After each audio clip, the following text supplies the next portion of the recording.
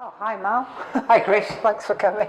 You're welcome. Here's the film up here in the corner. I know, God, it brings back memories, eh? Sgrin, yeah. And they're working on the bell jars, you know, that are now in the shows. I remember when I saw this, it was just it's like this incredible sort of dance that was going on, and yet you kind of, after a while, when you pointed out to me what was going on, it's just completely and utterly brilliantly choreographed. It is, yeah. When you first look at it, it just looks like mayhem. I mean, it's amazing when I look back on this film, is all the things I pick up that I saw when I was there, but you have enough time, I think, on this shot to actually see it. Yeah. It was just a great opportunity, wasn't it, that the Arts Council supported me to do that research in India, enabled us to work together. Yeah, absolutely, it was brilliant. And I mean, that's the first time we've collaborated on anything. Yeah. And I think we worked really well together. And I couldn't have done it without you, you know. The reason for, you know, you coming along really was to document, wasn't it? And then it evolved that we could actually make a piece of work. And I mean, it was visually so interesting. Then walking into these factories, I'd never seen anything like it. And you didn't even notice the women at first, did you? No. At all? No. They were like shadows, really. I mean, it really opened your eyes, didn't it, to glassmaking generally, but... Well, the glassmaking in India. Yeah, sure. In India, which is full on. And to have a whole, you know, a whole town full of it, was pretty amazing, wasn't it? I mean, how many factories did you say were in for Isabel at one time? Oh, hundreds, hundreds, and lots of home workers as well. You know, I mean, it's really well known for making the glass bangles. That's, you know, why I went there initially. Yeah. But it's good to see, wasn't it? Both methods being still used there. Yeah. You know, the spindle method and the automated method. That's do you remember right. the guy with the pedals? Yeah, I do.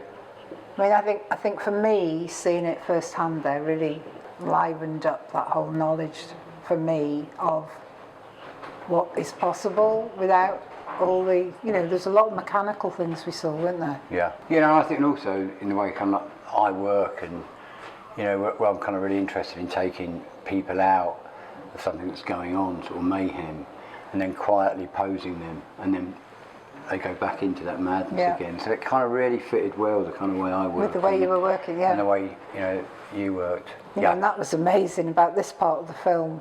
You know, when the guy came and brought us, you remember? It's lovely seeing it again, like actually. the laundry. Because, well, it was, but it was almost like, because we'd just set the camera up, hadn't we? Yeah. At that stage, because this guy was doing all this. Yeah. And it was, you know, I mean, the whole process of editing afterwards and being able to pick out all those gems and, very much you know, meld them together into this piece of, I think, really poignant works. Yeah, and I do as well.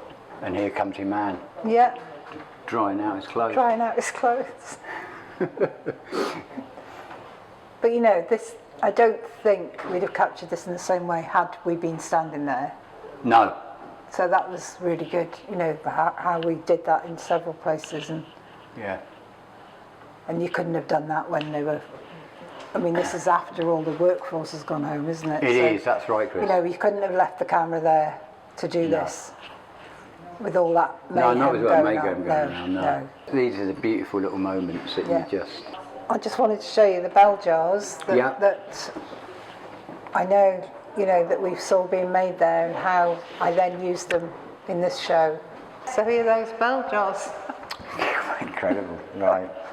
It's great. And how I worked with them was actually to use them like bells. Ah, yeah.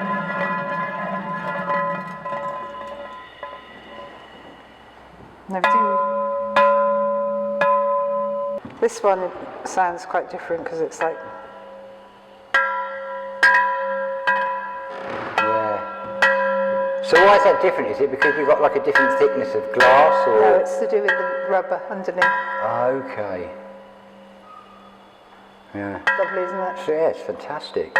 But, you know, it's not why they're called bell jars, but it kind of is. I mean, it's to do with the form, isn't it? But I just like the idea of capturing a world within the, you know, and that came out of...